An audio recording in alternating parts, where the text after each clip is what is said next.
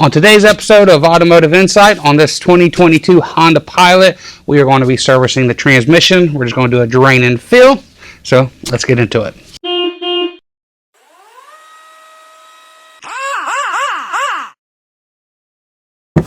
First thing we'll do is remove the engine cover. On top of the transmission is the fill plug. It is an 8mm hex. We'll go ahead and loosen this. You want to make sure you can get that off before starting this service. Alright, underneath the vehicle there's two more plugs that will need to be removed. On the side is the level plug. It is an 8mm, and then on the bottom of the transmission is the drain plug. Alright, next we're going to work on removing these two plugs. I'm going to do the level one first.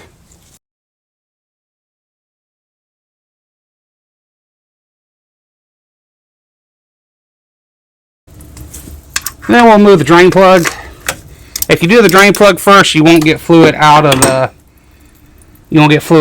fill plug. I did it just to make sure I could get the drain plug out. You could have just broke it loose and then done in that order.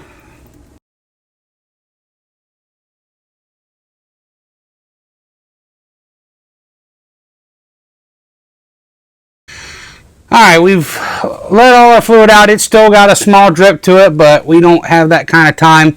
Repairman says to replace the drain plug. These do have what looks like a built-in sealer. The drain plug does look like they have a built-in seal in it.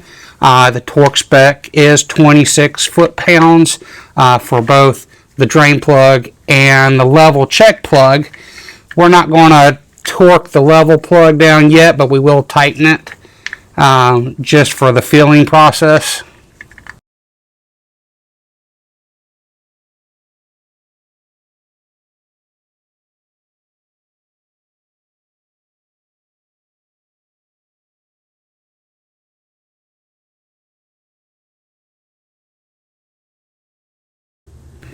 Alright, we're ready to add the transmission fluid now. I am going to service manual calls for 3.5 quarts. I am going to do 4 quarts and then let the rest drain out of the fill plug at the right time. That way, in case we get down there, we do 3.5 for some reason and it's not enough, then we have to come back up and add more. So overfill it a little bit and then we'll drain the rest out at the level plug. The customer has requested a different type of fluid. It is the Valvoline Max Life. It is specified for the Honda Type 3.0 and 3.1.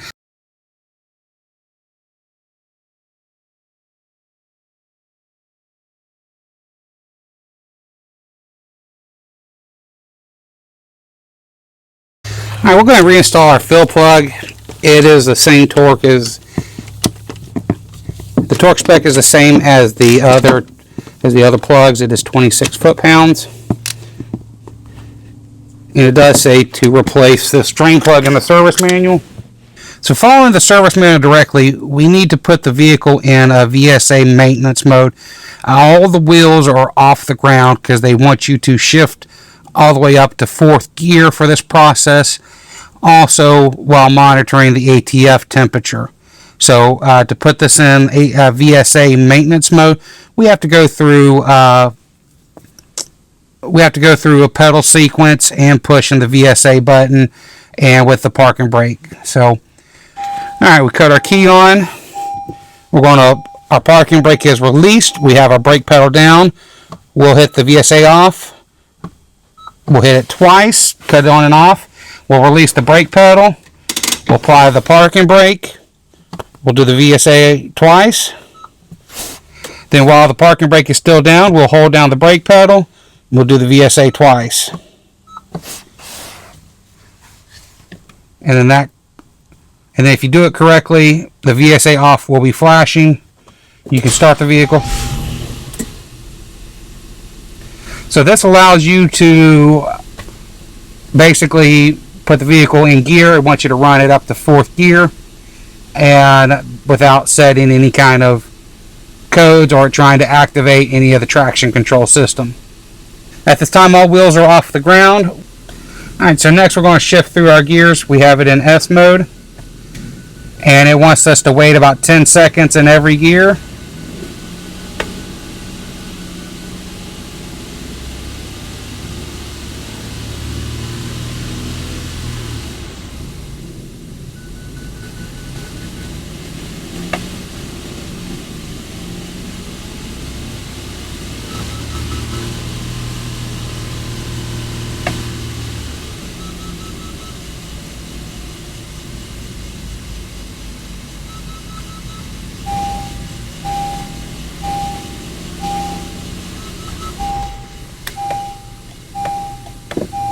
I will apply the brake pedal slowly, and we'll put it back in park.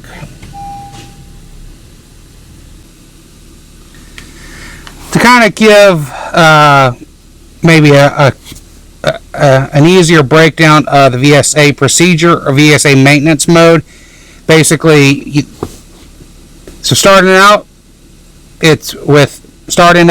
parking brake release, it's brake pedal, button twice, parking brake, button twice, both pedals down together, button twice. All that within 30 seconds. Alright, so we're getting close to temperature. It wants it to be 99 to like 113 degrees Fahrenheit. After you've done the whole run-through procedure of the gears and RPMs and all that, you can just go ahead and pull the you can go ahead and pull the level plug and then just put the plug back in when it reaches temperature. So remember, I overfilled it a little bit. Opportunity to use a thermal imager. It's registering almost 100 degrees where the fluid's dripping off the transmission. That's really close to what the transmission temperature sensor is reading, so that's pretty accurate. So we're ready to put the drain plug back in. You can see there's a very small steady stream coming out.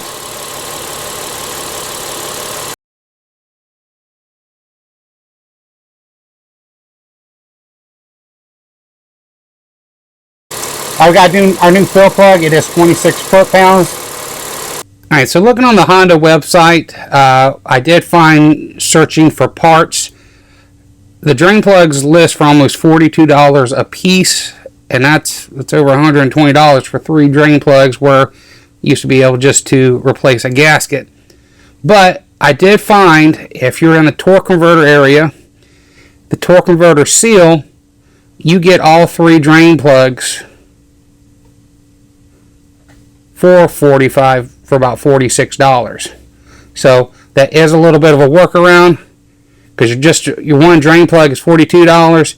You can get all 3 of them, and then the extra seal, you can just throw it away. But you can get all your drain plugs for the torque converter seal kit.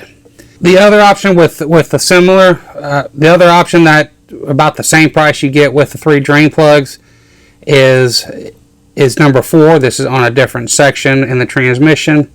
This is a ring seal kit for the all-wheel drive, and it's got your part number there. So you could probably order both of these and get you 3 drain plugs for a lot cheaper than spending that whole amount for just one. Alright, that's going to wrap this up. Parts breakdown.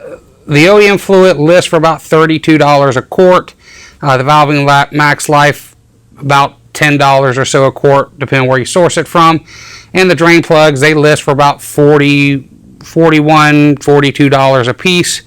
I did find, as you saw those kits, as using those other part numbers, you can get a kit with 3 drain plugs in it, and you can save a whole lot of money. The one kit was almost the cost of just one drain plug itself. Anyway, this whole process takes about an hour and a half. But anyway, that's going to wrap this up. I may have all your answers. Hopefully I had some. That being said, see you on the next one.